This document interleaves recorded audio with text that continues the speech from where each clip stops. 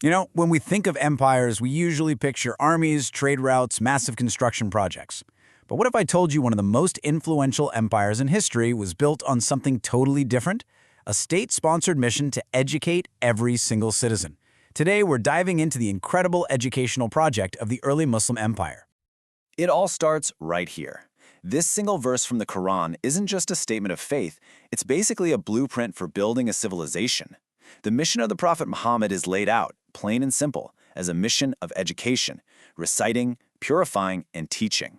This idea set the stage for one of the most ambitious educational projects in world history. And this mandate to educate, well, it became the golden thread woven through all the policies of the early Muslim state. No one grabbed hold of this thread with more determination than the second caliph, Umar ibn al-Khattab. See, he didn't just want to rule, he wanted to educate. And he did it on a scale that is just mind-blowing. Okay, so our first stop is the city of Basra, a brand new city founded around the year 636. Think of it as a bustling frontier town, a port city full of new possibilities.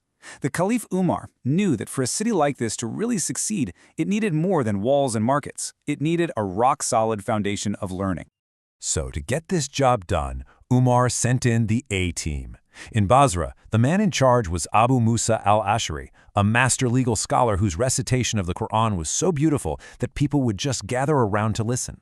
He was joined by Anas ibn Malik, a man who had spent a whole decade as the Prophet's personal companion.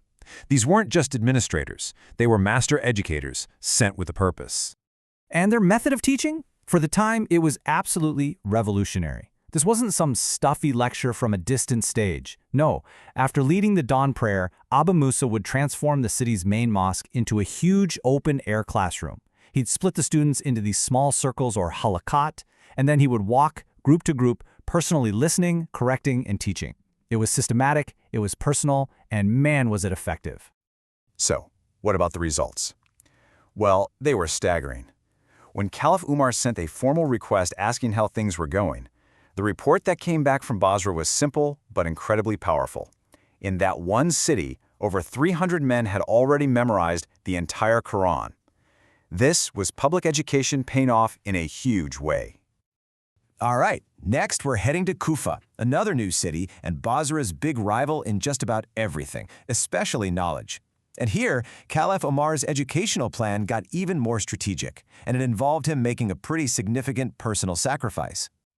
Just take a second to think about what these words really mean. Umar is telling the people of Kufa that by sending this one teacher to them, he is putting their needs above his own. That one line tells you everything about how critical he thought this mission was. He was literally sending away a key member of his own inner circle for the sake of educating a frontier city. And the man he sent, Abdullah ibn Mas'ud, wasn't just some teacher. Umar himself called him a vessel filled with knowledge. Even more amazing, Ibn Mas'ud was one of only 4 people that the Prophet himself specifically said people should learn the Qur'an from.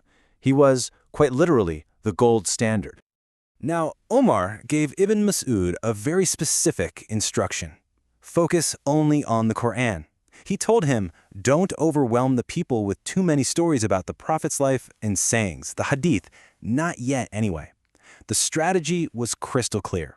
It's like building a house, right? You have to pour that solid foundation before you can even think about putting up the walls. Okay, let's head west now, to the huge, newly governed territory of Syria. This place was different. It already had big, established cities and a really diverse population. The challenge here was enormous. The governor wrote an urgent letter to Omar saying, the people here are many, they need teachers. Umar's response was just a masterclass in strategy. He didn't just send one person, he sent a coordinated team of 3 elite scholars. Their mission was to act like a special forces unit for education. First, they'd set up a strong base together in the city of Homs, and only when that city's educational foundation was solid would they split up to tackle the huge centers of Damascus and Palestine. And the team he sent, it was a scholarly dream team. You had Mu'adh ibn Jabal, a scholar so brilliant he was compared to the prophet Abraham. Then there was Abu ad-Darda, who would become famously known as the scholar of the people of Syria, and Ubadah ibn as-Samit, another respected teacher and judge. Each one was a giant of knowledge, and their job was to build a whole new intellectual foundation from the ground up. And in Damascus, the scale of this whole project becomes truly mind-boggling. The study circle led by Abu ad-Darda in the main mosque there grew to include more than 1,600 students. Let that sink in. This wasn't a classroom. This was a massive, open-access public university running every single day in the heart of the capital city. This also shows us a really fascinating difference in strategy. Remember Kufa? It was a brand new city, and the focus there was laser-sharp, just the Qur'an. But in Syria, with its diverse and established populations, the curriculum was much broader right from the start. It covered the Qur'an, the Sunnah, which are the teachings of the Prophet, and Islamic law, or fiqh. It shows this wasn't a one-size-fits-all plan. It was intelligently adapted to what each region really needed. So, when you step back and look at these incredible missions to Basra, Kufa, and Syria, what's the real legacy? It's not just about the number of students. It's about a couple of core principles they established, two powerful ideas that would shape Islamic scholarship for centuries. The first principle was this absolute obligation to teach. Knowledge wasn't something you could just keep for yourself, to hoard like treasure. No, it was a trust that had to be shared.